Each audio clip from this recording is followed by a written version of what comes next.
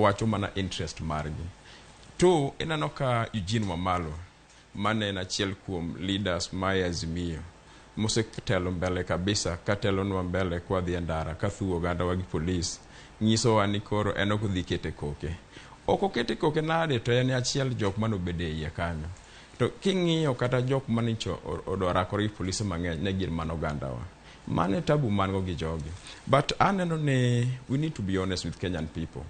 Sani osegik sama jo Azimio gi onego gi accept the leadership ma Kenya ka en mar William Ruto. Mani problem ma pogi accept. Pogi amini ni William Ruto e president ma Kenya ka. Ana kwayo ni kaber. Awinjo ka giwuoyo the cost of living. Maisha tek. Onego liete magi wuothe gi microphone go. Onego ging'is jopiny ni to gimokelo maisha matek ni the genesis no akanye.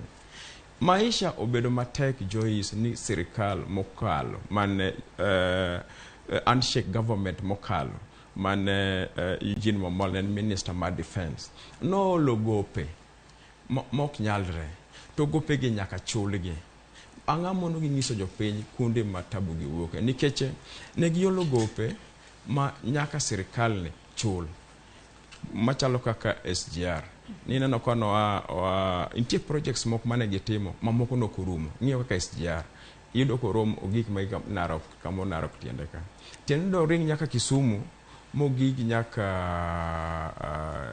Lake Victoria modhi nyaka Port Pearl odhi nyaka Arusha samono biro gi return.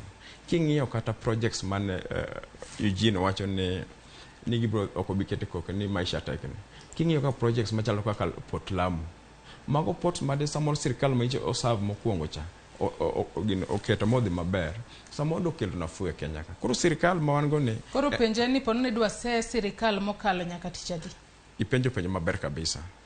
Onengo wang'is oganda wan to koth mago wane ma maisha bedo go matekni oagi kanye. Ing'eni ka ire ka gari oting'o ji mar matatu to dhi e bugo en gik mokareyo either driver riembo mobagni carelessly kata gari nigi problem.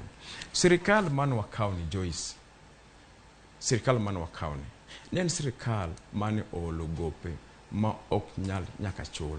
Wachoko usuru mar Kenya 2.1 trillion dong mana dieri. Out of 2.1 trillion 1.4 trillion wachulo go Chinese loan. Wadongi 700 billion 600 billion wamiyo net wage. Wadongi 100 billion 100 billion kamondi run a county governments ni teni gidwaro 360